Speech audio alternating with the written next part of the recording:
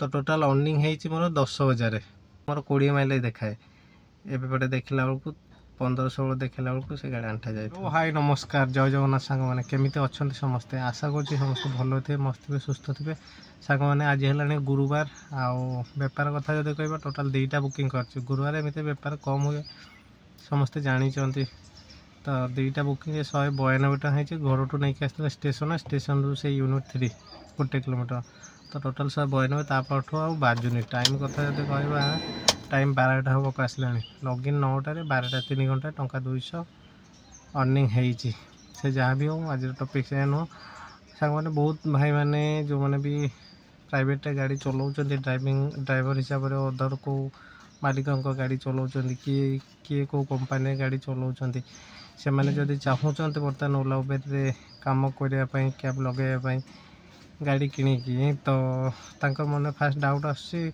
जे आम तो video regular देखुँ आज टंका 2500 अर्निंग है काली 27 है तापर दिन 1000 है एमती तो डेली देखुँ वीडियो रनिंग अर्निंग एति टका होले खर्च पानी केते कौन जाऊँगी आइडिया नथिबे जेहेतु निजर गाड़ी ना निजे चलई ना केबे निज गाड़ी रे केते कौन मेंटेनेंस जाऊँगी कौन डिटेल्स केते टका बंचुची एक्चुअली वीकली तो आज वीडियो रे सही टॉपिक रे डिस्कस करवा तो वीडियो को जम स्किप करतुनी वीडियो को संपूर्ण देखते ताहले जाके आप जानिपर एक्चुअली वीकली केते टका अर्निंग होउची तादो खर्च पानी केते जाउची सपोज सीएनजी अच्छी गाड़ी मेंटेनेंस अच्छी गाड़ी पेपर पाई अच्छी इंश्योरेंस अच्छी मो लाइफ प्रूफ सब आपको देखेबी ये वीकली मो केते टका अर्निंग हेइची एवं केते टका खर्च जाइची केते टका बंची केते टका बंचुची सेटा जदि हम देखिବାକୁ ଯିବା तो सब फास्ट हमको वीकली केते टका इनकम होउची सेटा देखिया पड़ियो तो बेपार तो सबुदिन समान हुएनी कोदिन टंका आपनकर 2000 है तो कौदिन टंका 1500 हो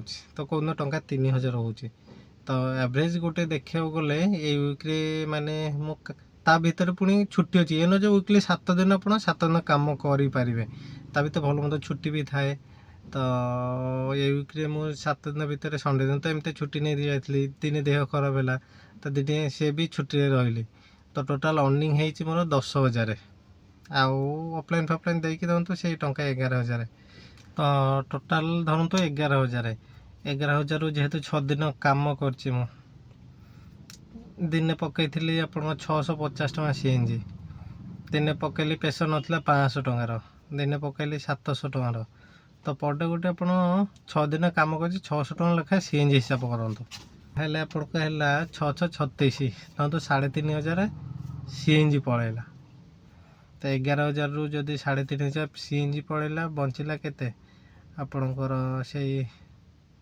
7,500 टका बंचला 7,500 रे आपणकर पुणी 6 दिन उबेर पास 379 से 600 740 टका 760 टका ताले 7,500 रु 760 गले 6,800 टका 6,800 रु इंश्योरेंस आपणकर मिनिमम 15,000 धरतु तो इंश्योरेंस 15,000 एपटे परमिट आपंक 2 वर्ष को है 3,000 आउ सॉरी परमिट 5 वर्ष को 3,000 फिटनेस 2 वर्ष को से टंका 2500 ताले 3 2 5,000 को जदि ये वर्ष हिसाब कर से धरतु पर डे गोटे 20 टका 30 टका लेखाए यही परमिट और फिटनेस पड़ला आउ एपटे जब इंश्योरेंस आप 15,000 जदि वर्ष को 12 मास को 15,000 ताने पर मंथ आपणकर केते 1,500 टका ताले पर मंथ 1,500 हेले माने 1,500 हेले आपणकर पर डे केते टका पड़ुछि 50 टका तो एपटे इंश्योरेंस 50 को से पेपर 2टा 30 टका 50 30 80 टका एथर पर डे 80 टका माने मु काम कले 6 दिन सीना हेले 7 दिन तो कटिबो से 350 टका से पड़ेगा तो ये आप बंची 6,800 रु 350 गला 350 गले केते टका बंचला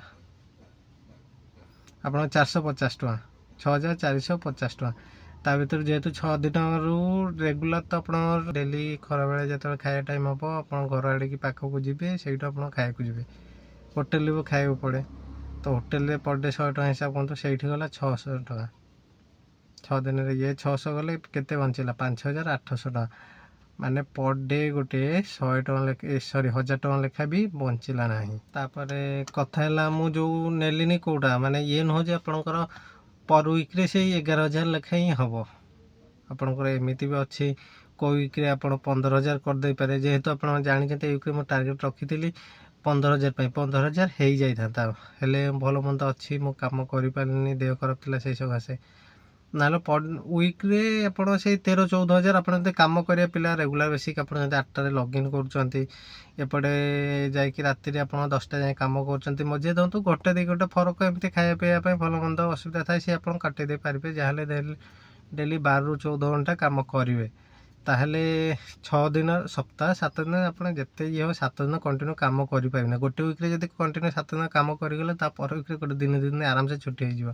ସେଇଥିପାଇଁ ବେଟର୍ ଅପସନ୍ ଗୋଟେ ୱିକ୍ରେ ମାନେ ବାଛି ନିଅନ୍ତୁ ଏମିତି ଗୋଟେ ବାର ଯେଉଁ ବାର ଦିନ ବେପାର ହେଉନି କି ବାଜୁନି ସେ ଏମିତି ସେଇ ଦିନଟା ହିଁ ଛୁଟି ରହିଯାଆନ୍ତୁ, ବାକି ଦିନ କାମ କରନ୍ତୁ। ଆଉ ନହେଲେ ଏମିତି କାମ କରିଚାଲନ୍ତୁ, କେଉଁଦିନ ଅର୍ଜେଣ୍ଟ କାମ ରହିଲେ ସେଇଦିନ ଛୁଟି ରହିଯାଆନ୍ତୁ, ବାକି ଯେଉଁଦିନ ବେପାର ହେଉ କି ନ କାମ ରେଗୁଲାର କରନ୍ତୁ।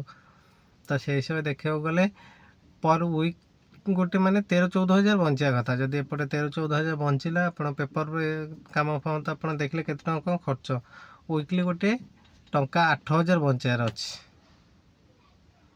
ମାନେ ରେଗୁଲାର ଠିକ୍ ସେ କାମ କଲେ ୱିକ୍ଲି ଗୋଟେ 8,000 ବଞ୍ଚିବ। ତାହେଲେ 4 ମାନେ ମନ୍ଥଲି ହେଲେ 4-32 ସେଇ 30,000 ଗୋଟେ ବଞ୍ଚିବ। ମାନେ ପର୍ ଡେ ଆପଣ ପେପର ଖର୍ଚ୍ଚ, ତାପରେ CNG ଭଲ ମନ୍ଦ ଛାଡ଼ିକି ଆପଣ ମନ୍ଥଲି ଗୋଟେ 30,000 ଆପଣଙ୍କ ବଞ୍ଚିବ। ପର୍ ଡେ 1,000 ଟଙ୍କା ଲେଖା। ଆପଣ ଯଦି ପ୍ରବଳ ଖଟୁଛନ୍ତି, ଡେଲି 14-15 ଘଣ୍ଟା ଖଟୁଛନ୍ତି, ମଝିରେ ମଝିରେ ନାଇଟ୍ରେ କାମ କରୁଛନ୍ତି, ତାହେଲେ ଯାଇକି ଆପଣଙ୍କର ମାନେ ଆଉ 2-3,000 ଏକ୍ସଟ୍ରା ବାହାରିବ ଆଉ କ'ଣ, ଯେଉଁଟାକି ଗାଡ଼ି ମେଣ୍ଟେନାନ୍ସରେ ଯିବ। ଆଉ ଯେଉଁ 30,000 କଥାଟା ମୁଁ କହିଲି, ଏଇଟା ମାନେ ଆପଣଙ୍କର କେଉଁଥିପାଇଁ ଗାଡ଼ି ମେଣ୍ଟେନାନ୍ସ ୟା ଭିତରେ ନାହିଁ। ଗାଡ଼ି ମେଣ୍ଟେନାନ୍ସ ଆଜି ଏଇଟା କାମ ମାଗିପାରେ, କାଲି ସେଇଟା, କାଲି ପଙ୍କଚର୍ ହେଇଯିବ, ତାପରଦିନ କିଏ କେଉଁଠି କ'ଣ ବାଡ଼େଇ ଦେବ କ'ଣ ଛୋଟିଆ ମୋଟା, ତାରି ପାଇଁ କ'ଣ ଇନ୍ସୁରାନ୍ସ କ୍ଲେମ୍ କରିବେ? ଇନ୍ସୁରାନ୍ସ କ୍ଲେମ୍ କରିଲା ବେଳକୁ ଟଙ୍କା 200, 500, 1000 କି 1,500 ଖର୍ଚ୍ଚ ହେବ। ହେଲେ ଆପଣ ଇନ୍ସୁରାନ୍ସ କ୍ଲେମ୍ କଲା ବେଳକୁ ଆପଣ 4-5 ଦିନ ଲଗାଇଦେବ ସେଠି। ସେ 4-5 ଦିନ ଆପଣ ଯଦି କାମ କରିବେ 8-10,000 ଆପଣ କମାଇ ପାରିବେ। ଏପଟେ ଗାଡ଼ିଟା ଏମିତି ଭଙ୍ଗା ଗାଡ଼ି ନେଇ ବୁଲି ହେବନି, କାମ କରିବାକୁ ପଡ଼ିବ। ତ ସେଇ 1,000-1,500 ସେପଟେ ସେମିତି ଖର୍ଚ୍ଚ ହେଉଛି। ତ ମେଣ୍ଟେନାନ୍ସ ପର୍ ମନ୍ଥ ଗୋଟେ 3,000 ଧରି ରଖନ୍ତୁ। ଯଦି ଆପଣ ଗୋଟିଏ ଜିନିଷ ପୁରା ୱିକ୍ରେ ଆପଣ ଯଦି 7 ଦିନ ଭିତରେ 6 ଦିନ କଣ୍ଟିନ୍ୟୁ ଟାଇମ୍ କାମ କରୁଛନ୍ତି 12-14 ଘଣ୍ଟା, ଆଜି ଯଦି 1,000 ହେଲା ତାପରଦିନ ନହେଲେ ଟଙ୍କା 2,500 ହେବ, କି ତାପରଦିନ ବି ଯଦି 1,000 ହେଲା କେଉଁଦିନ ଟଙ୍କା 3,500 ବି ହେଇଯିବ। ତ ସେଇ ହିସାବରେ ଆଭରେଜ୍ ଗୋଟେ ଦେଖିଲେ ପର୍ ଡେ 1,000 ଟଙ୍କା ଲେଖା ବଞ୍ଚିବ। ଆପଣ ପେପର ଖର୍ଚ୍ଚ ଛାଡ଼ିକି, ପେପର ଖର୍ଚ୍ଚ ତାପରେ ଆପଣ ଯେଉଁ ହୋଟେଲରେ ଖାଇଲେ 100 ଟଙ୍କା, ବାକି CNG ଛାଡ଼ିକି ଆପଣଙ୍କର ପର୍ ଡେ 1,000 ଟଙ୍କା ଲେଖା ବଞ୍ଚିବ। ମେଣ୍ଟେନାନ୍ସ ବି ତା ଦେହରେ ହେଇଯିବ। ମେଣ୍ଟେନାନ୍ସ ଛାଡ଼ିକି 1,000 ଲେଖା ବଞ୍ଚିବ ଯଦି ଆପଣ କାମ ସେ କରୁଛନ୍ତି। ଆଉ ପେଟ୍ରୋଲ ଗାଡ଼ି ହେଲେ ତ ଭାଇ କଥା ଅଲଗା।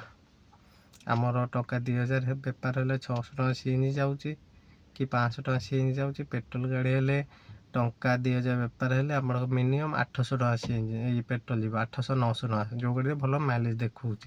ଆଉ ବହୁତ ଗାଡ଼ି ତ ଏମିତି ଅଛି ସେମାନେ କହିଦେବେ ମୋର 20 ମାଇଲେଜ୍ ଦେଖାଏ, ଏବେ ପଟେ ଦେଖିଲା ବେଳକୁ 15-16 ଦେଖିଲା ବେଳକୁ ସେ ଗାଡ଼ି ଆଣ୍ଠା ଯାଏ। ଇଏ ତ ଗଲା ଆପଣଙ୍କର ମାନେ ଯେଉଁ ଗାଡ଼ିରେ EMI ନାହିଁ।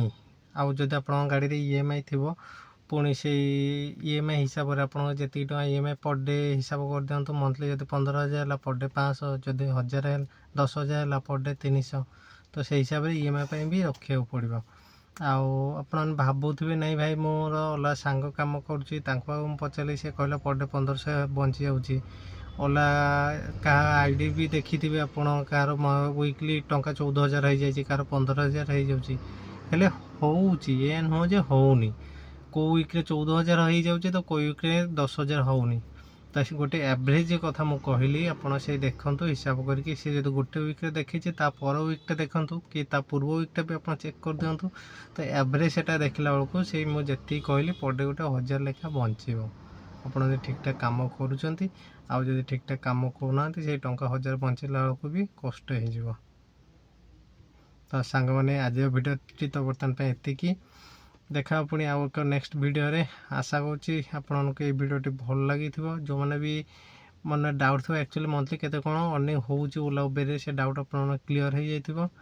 ଯେଉଁମାନେ ବି ନୂଆ କରିକି ଦେଖୁଛନ୍ତି ଦୟାକରି ଚ୍ୟାନେଲକୁ ସବସ୍କ୍ରାଇବ୍ କରିଦିଅନ୍ତୁ। ଲାଇକ୍ ସେୟାର କମେଣ୍ଟ କରିବାକୁ ଜମାରୁ ଭୁଲିବେନି। କିଛି ବି ଡାଉଟ୍ ଥିଲା କମେଣ୍ଟ ବକ୍ସରେ ମୋତେ ପଚାରନ୍ତୁ। ମୋ ନଲେଜ୍ ହିସାବରେ ଯେତିକି ଯାହା ମୁଁ ରିପ୍ଲାଏ କରିବା ପାଇଁ ଟ୍ରାଏ କରିବି। ରହିଲି, ନମସ୍କାର। ଜୟ ଜଗନ୍ନାଥ। ଯଦି ୱିକଲି କେତେ ଟଙ୍କା ବଞ୍ଚୁଛି ସେଇଟା ଯଦି ଆମେ ଦେଖିବାକୁ ଯିବା ତ ଫାଷ୍ଟ ଆମକୁ ୱିକଲି କେତେ ଟଙ୍କା ଇନକମ୍ ହେଉଛି ସେଇଟା ଦେଖିବାକୁ ପଡ଼ିବ। ତ ବେପାର ତ ସବୁଦିନ ସମାନ ହୁଏନି, କେଉଁଦିନ ଟଙ୍କା ଆପଣଙ୍କର 2000 ହେଲା ତ କେଉଁଦିନ ଟଙ୍କା 1500 ହେଉଛି, ତ କେଉଁଦିନ ଟଙ୍କା 3000 ହେଉଛି। ତ ଆଭରେଜ ଗୋଟେ ଦେଖିବାକୁ ଗଲେ ଏଇ ୱିକ୍ରେ ମାନେ